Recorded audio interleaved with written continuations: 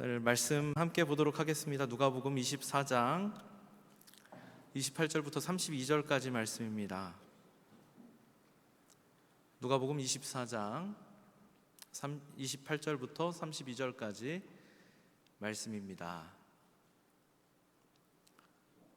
우리 같이 한 목소리로 합독해서 읽도록 하겠습니다. 누가복음 24장 28절부터 32절까지 말씀 합독하겠습니다. 그들이 가는 마을에 가까이 가매 예수는 더 가려 하는 것 같이 하시니 그들이 강권하여 이르되 우리와 함께 유하사이다. 때가 저물어가고 날이 이미 기울었나이다 하니 이에 그들과 함께 유하러 들어가시니라.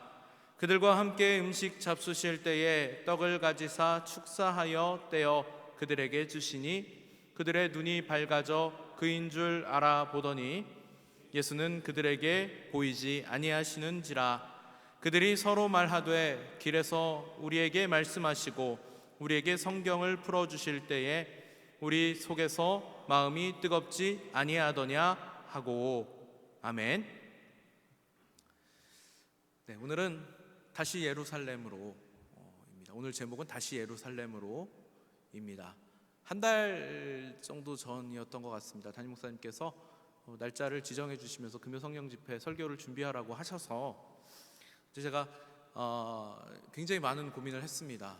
어떤 말씀으로 이 시간을 함께 나누면 좋을까. 제가 동성교회에 와서 지금 이제 3년 만으로 3년이 됐는데 금요 성령 집회 때는 처음 서보는 것 같아요. 늘 새벽에도 서고 수요일도 서고 늘 서는 자리인데 굉장히 낯이 익지 않은 낯선 느낌입니다. 제가 여러분 혹시 기억하실지 모르겠습니다만 처음에 와서 얼마 안 됐을 때 세일의 기도회를 그때 저희 부교육자들도 강사로 섰던 경험이 있었는데요. 그때였던가요? 제가 그런 고백을 했었습니다. 그래서 강단이 익숙해지지 않기를 저는 기도하고 있으니 같이 좀 기도해 달라고 그렇게 말씀을 드렸었는데요. 기억하실지 모르겠습니다. 이 자리가 굉장히 오늘 낯설게 느껴집니다. 하나님께서 은혜를 많이 주시는 것 같아서 굉장히 감사합니다. 한 해의 끝자락에 서면요, 우리는 자연스럽게 지난 시간들을 돌아보게 됩니다. 아마 여러분들도 올해 시작하시면서 기대했던 것들이 있고 또 바라던 것들도 있었을 것입니다. 그리고 이쯤 와서 보면 우리가 해왔던 일들, 지나온 길들을 돌아보고 셈해보면 모든 기대가 그대로 이루어진 한 해였는가?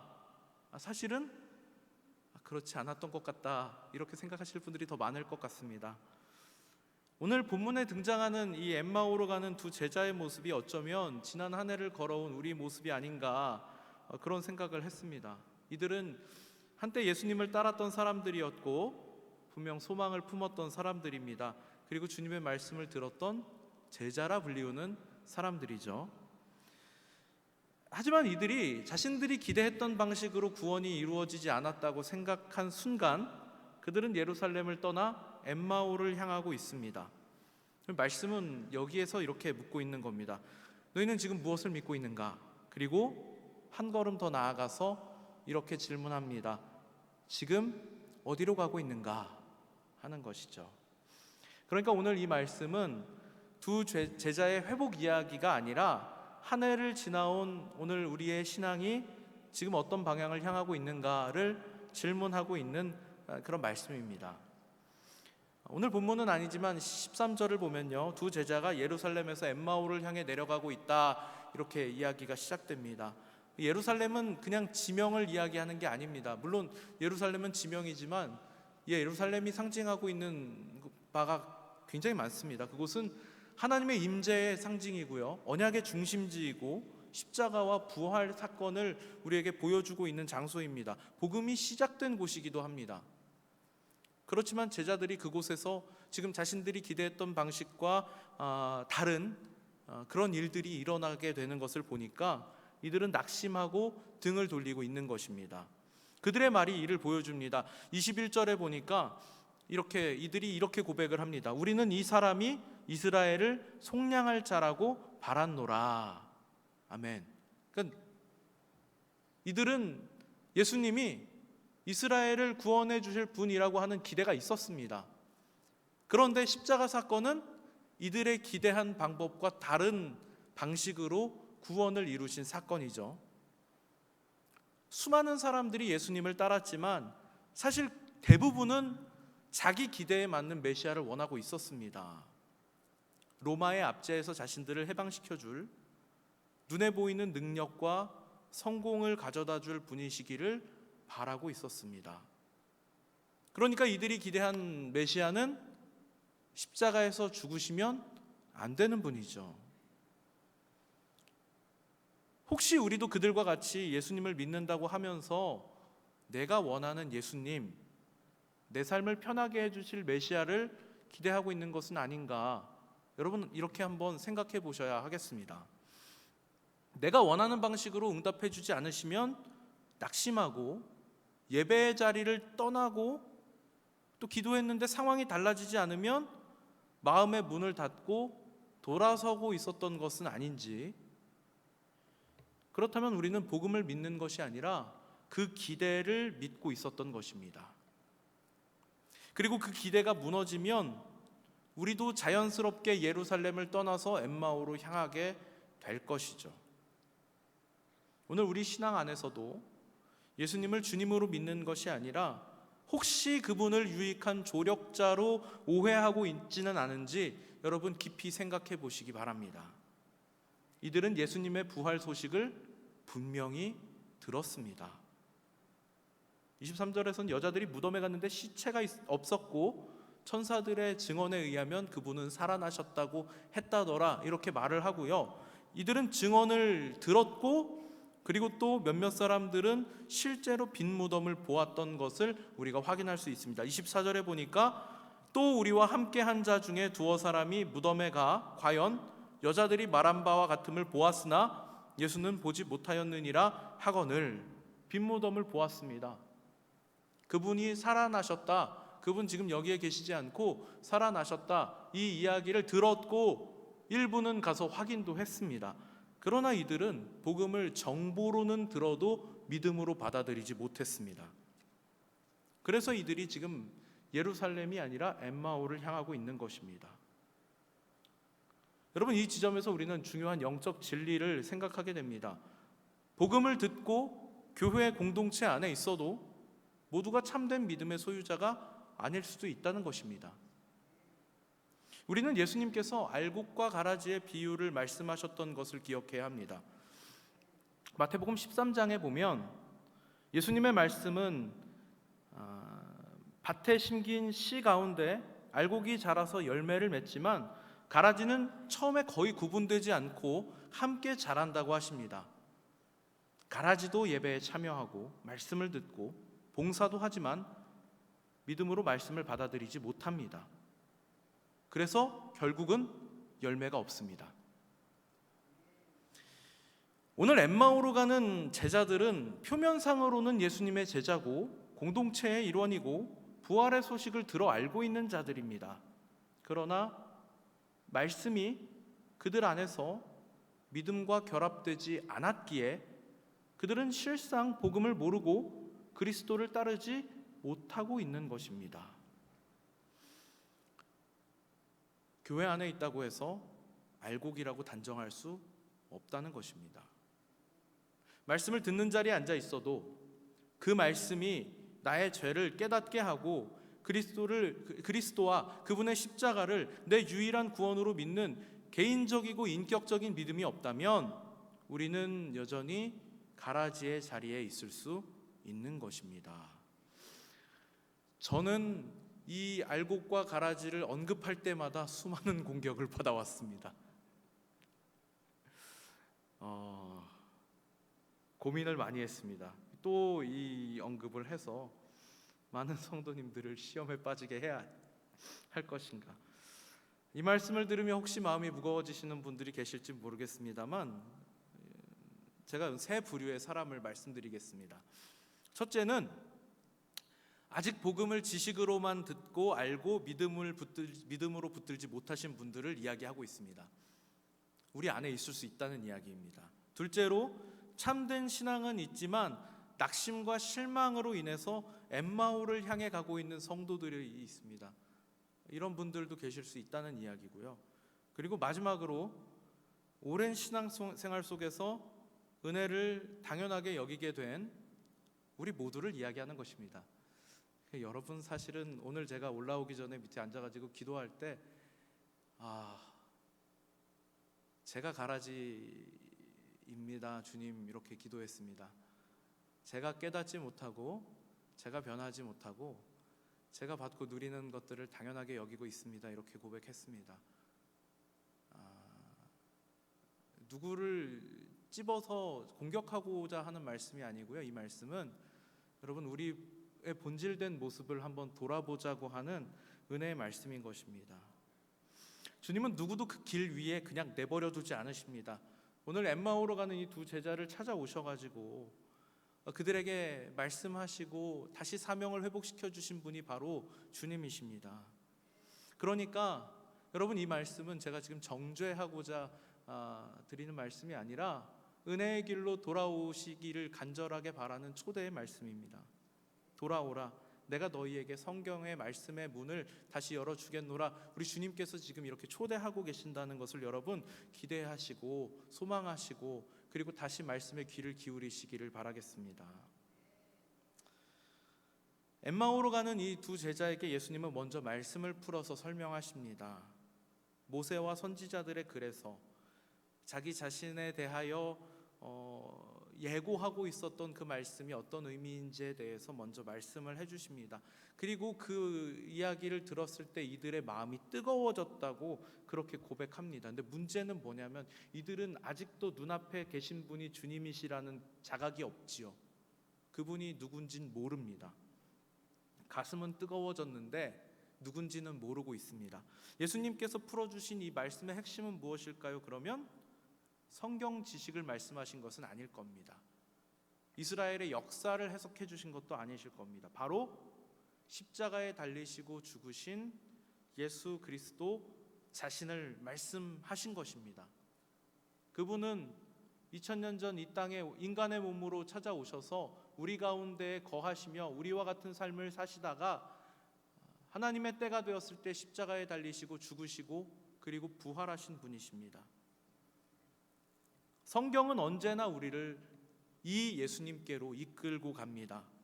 말씀을 많이 알아도 이 성경이 가리키는 분이 누구인지를 알지 못하면, 그러니까 우리가 이 제자들처럼 엠마오로 가고 있는 이 제자와 같은 그런 모습이 될 수 있다, 이런 것입니다. 이 상태, 말씀은 들었지만 주님이 눈앞에 계셔도 알아볼 수 없는 상태, 이게 우리의 상태가 아닌지 여러분 한번 돌아보시기 바라겠습니다.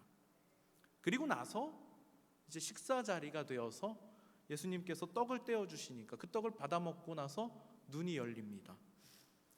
이 장면은 전통적으로 말씀과 성례가 함께 할 때 은혜가 실제로 역사하는 것을 상징하는 본문으로 해석되어 왔습니다. 그러니까 예수님이 사실은 말씀 그 자체이신데 그 예수님께서 또 말씀을 설명해 주시잖아요. 풀어서 그 구약의 선지자들이 예언했던 그 내용들이 다 한 분, 바로 예수님을 향하고 있다는 것을 말씀하셨습니다. 설명하셨습니다. 그 이야기를 이들이 들었습니다. 들었을 때 그 마음이 뜨거워지는 것을 느낍니다. 여러분, 우리가요 수많은 설교를 들을 수 있습니다. 교회에 오셔서도 주일 예배 때, 주일 오후 예배 때, 그리고 새벽에 수요일에 금요 성령 집회 때 여러분 오시면 언제든지 말씀을 들을 수 있습니다. 그런데요, 여기에 더해서 TV를 틀어도 말씀이 나오고 라디오를 틀어도 말씀이 나오고 이제는 유튜브 채널 여기저기 들어가 봐도 이제는 말씀을 듣기에 너무 쉬운 세상이 되어버렸습니다.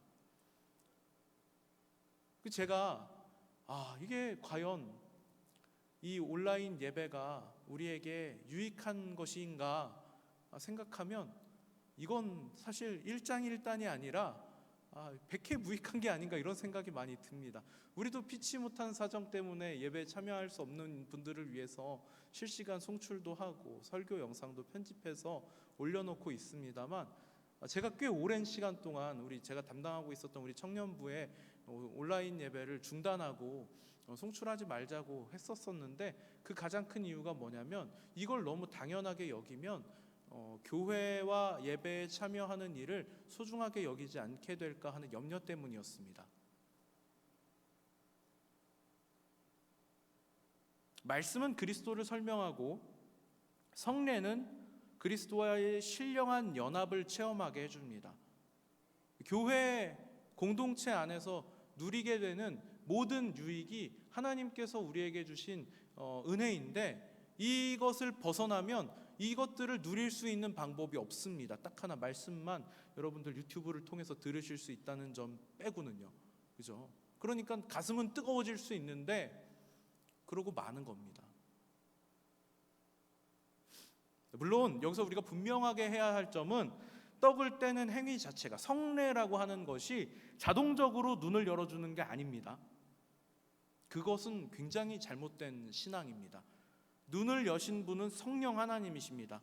하나님께서는 말씀과 성례라고 하는 은혜의 수단을 통해서 성령의 사역을 우리에게 베푸시는 것을 기뻐하십니다. 이게 하나님이 세우신 방법이라는 거예요.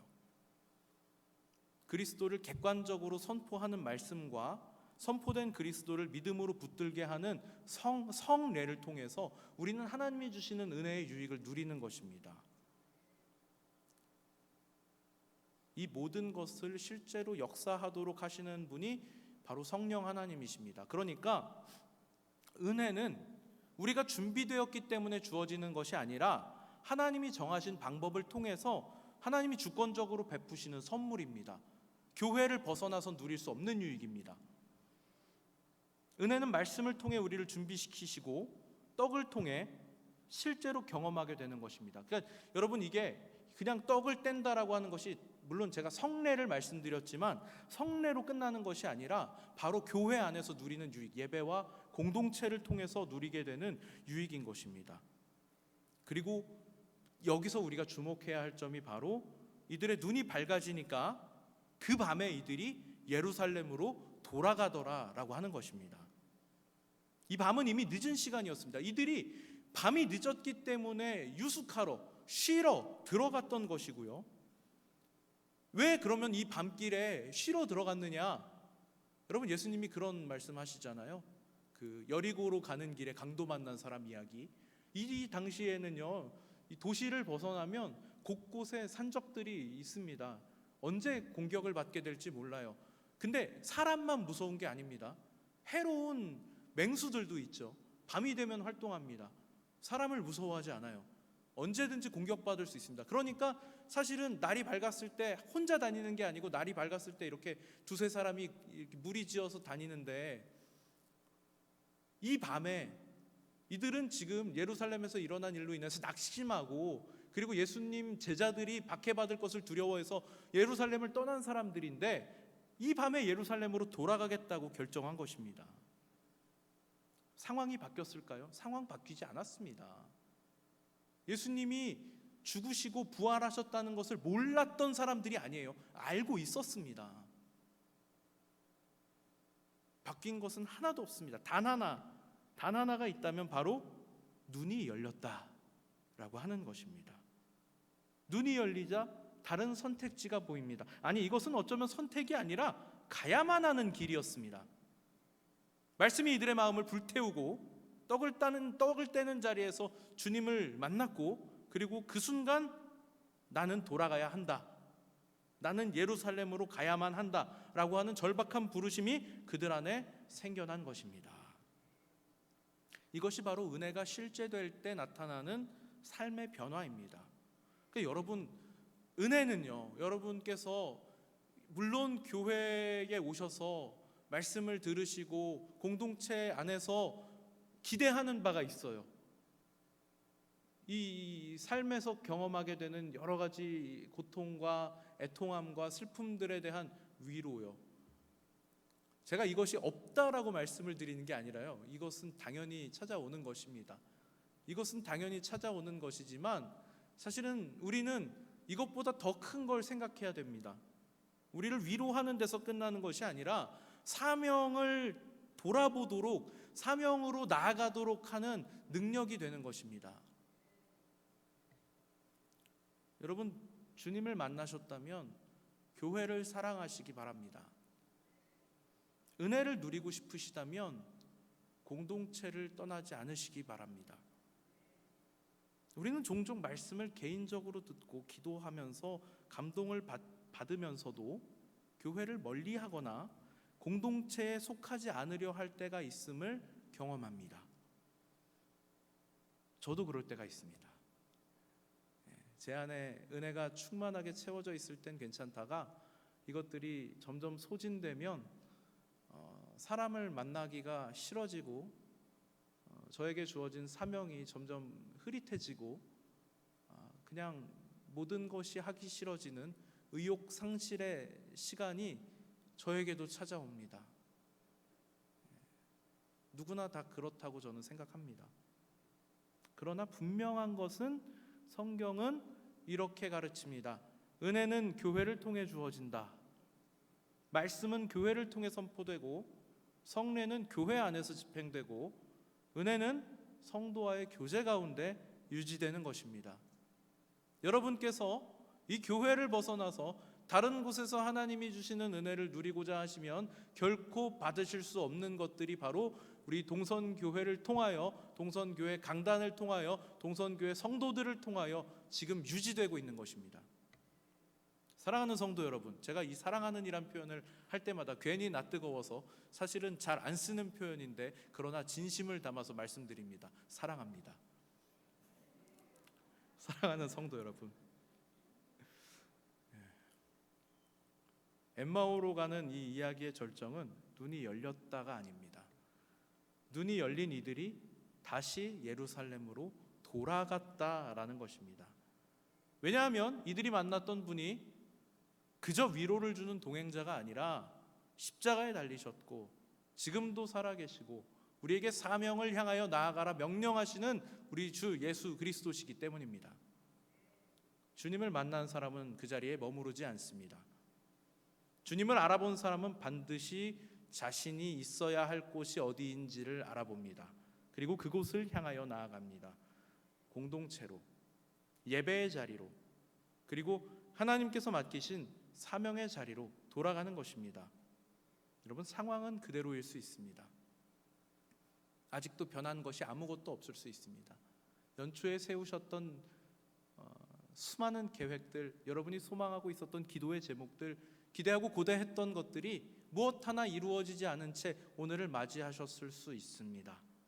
그러나 그리스도를 보는 눈이 열리시면 여러분은 더 이상 엠마오에 머물러 계실 수 없을 것입니다. 오늘 이 밤 우리 주님께서 우리의 눈을 여셔서 주님을 보게 하시고 그리고 여러분들의 발걸음을 다시 예루살렘으로 향하도록 하시기를 소원합니다. 우리 함께 찬양하겠습니다. 오늘 많은 이들 말하고 많은 이들 노래하지만 이 다시 복음 앞에라고 하는 찬양을 함께 나누고자 합니다. 여러분에게 주신 하나님의 은혜가 올 한 해를 이끄셨음을 고백할 수 있기를 소망합니다. 그리고 혹여라도 낙심하셨거나 실망하셨거나 아니면 지금 사명의 자리나 소망의 자리가 아니라 내가 지금 어디에 있어야 할지를 모르고 방황하고 계신 분이 있다면 오늘 이 시간 하나님께서 여러분의 발걸음을 돌려주실 수 있기를 소망하며 우리 함께 이 찬양으로 고백하기 원합니다. 우리 함께 찬양하겠습니다. 많은 이들 말하고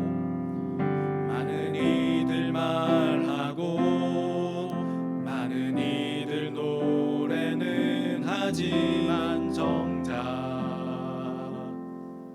가진 않는 길 두려운 생각보다 많이 힘들고 험한 길보다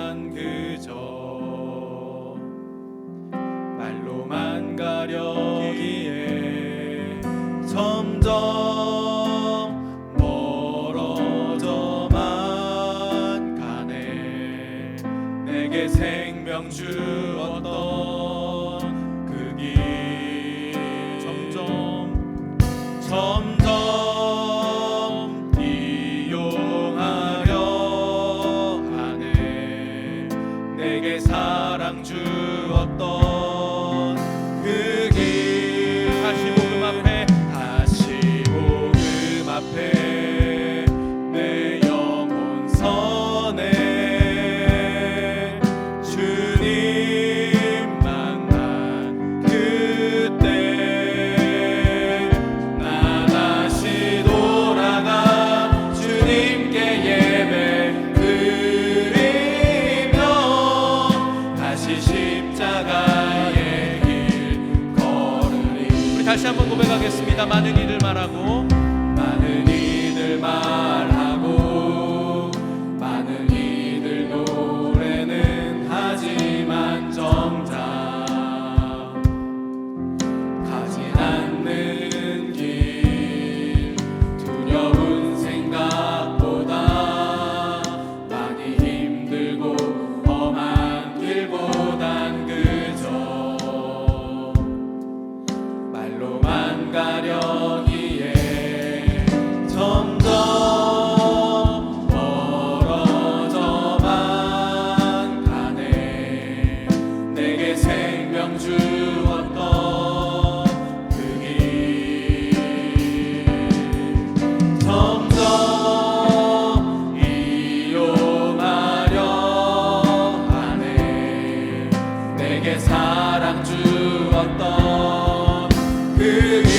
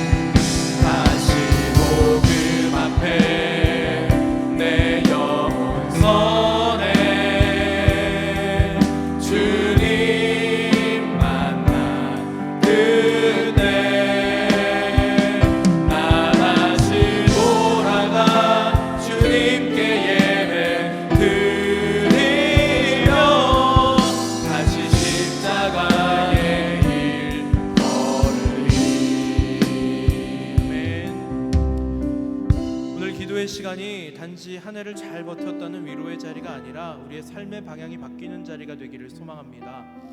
혹시 한 해 동안 낙심한 채 지금 엠마오를 향하고 계셨던 분이 있으시다면, 또 예배 자리에서, 공동체에서, 사명의 자리에서 조용히 발걸음을 늦추고 계셨던 분이 있으시다면, 오늘 주님께서 바로 우리에게 이렇게 말씀하십니다. 내가 너와 함께 걷고 있었다. 이제 다시 돌아가자. 여러분, 우리 이 시간 함께 기도하겠습니다. 먼저는 말씀과 성령으로 우리의 눈을 다시 열어 주시옵소서. 우리 함께 기도하겠습니다. 주님, 우리는 말씀을 들었지만 여전히 주님을 보지 못한 채 살아왔습니다. 말씀이 저희들 마음을 다시 불타게 하시고 성령께서 저희들 눈을 열어서 십자가와 부활의 주님을 다시 보게 하시고 복음의 증인된 사명 살게 하여 주시옵소서. 두 번째로 우리 함께 기도하겠습니다. 다시 예루살렘으로 돌아가 사명의 증인으로 살게 하여 주시옵소서. 오늘 나에게 예루살렘은 어디인가 우리가 함께 돌아보며 은혜를 경험했으면서도 여전히 엠마오에 머물고 싶어 했던 우리를 용서하여 주시옵소서. 예루살렘으로 돌아가게 하여 주시옵소서. 예배의 자리로, 공동체로, 주님이 맡기신 가정과 일터와 교회로 돌아가 부활의 증인으로 살아가게 하여 주시옵소서. 우리 주여 한번 부르시고 우리 기도하며 각자 기도 제목 놓고 기도하시다가 돌아가도록 하겠습니다.